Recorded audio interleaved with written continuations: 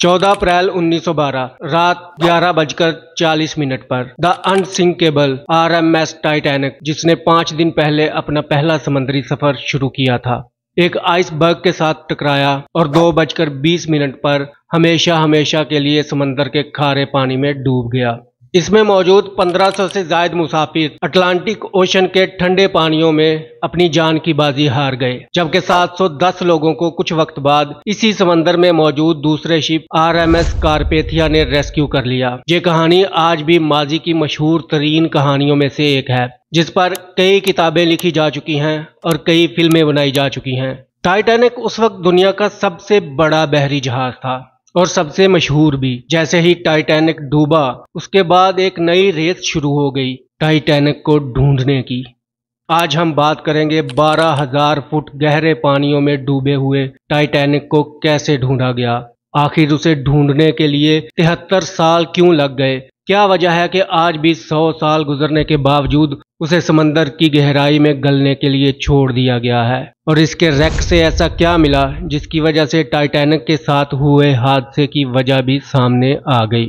दोस्तों, 1912 में टाइटैनिक के डूबने के फौरन बाद उसकी तलाश के लिए कोशिशें की गईं, लेकिन उस वक्त ना तो टेक्नोलॉजी इतनी एडवांस थी कि उसकी लोकेशन का पता चलाया जा सके, और ना ही इतने वसाइल थे जिनको इस्तेमाल करके टाइटैनिक को ढूंढा जा सकता। एक जरिया था जिससे उसकी लोकेशन के बारे में कुछ मालूमात मिल सकती थी, वो ये कि डूबने से पहले टाइटैनिक ने RMS कारपेथिया को सिग्नल भेजे थे, लेकिन मसला ये था कि वो सिग्नल 2 घंटे पहले भेजे गए थे, और इन 2 घंटों में टाइटैनिक डूबते हुए पानी के साथ कहां से कहां निकल गया कोई नहीं जानता था।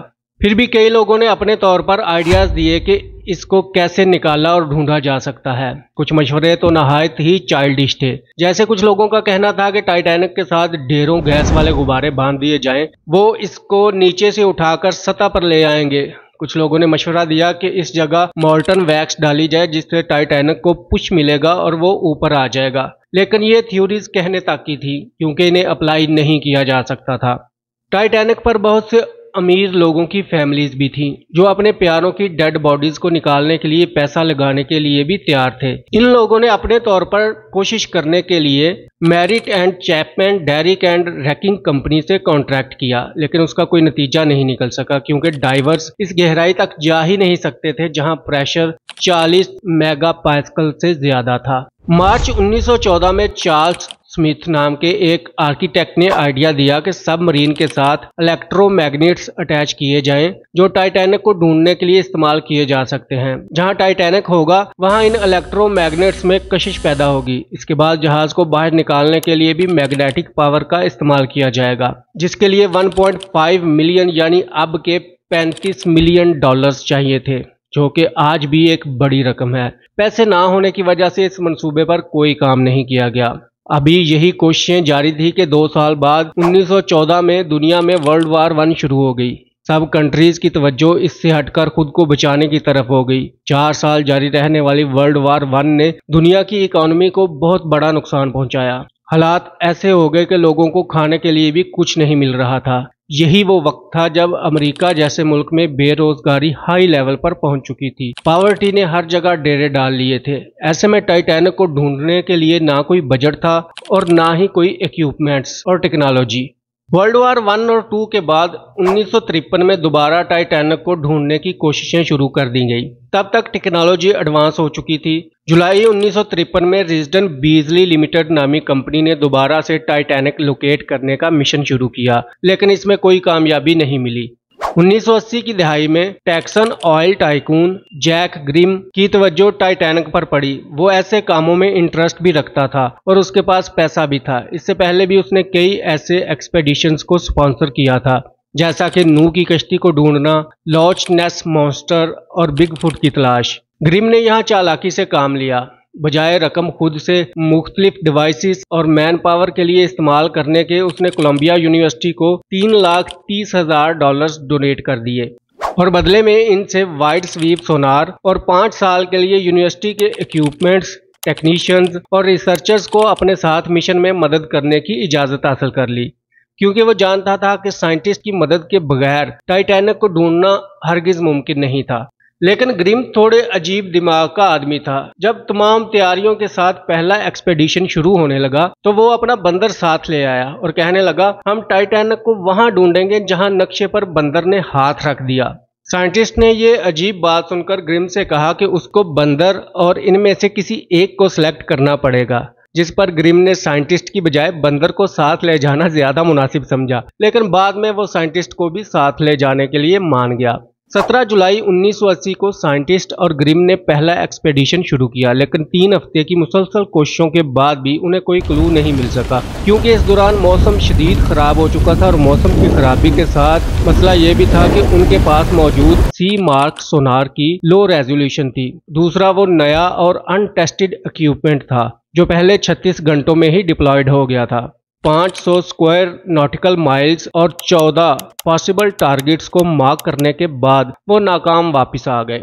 ग्रिम और उसकी टीम ने दूसरा एक्सपेडिशन अगले साल जून 1981 में शुरू किया। इस दफा सोनार डिवाइस को अपग्रेड किया गया।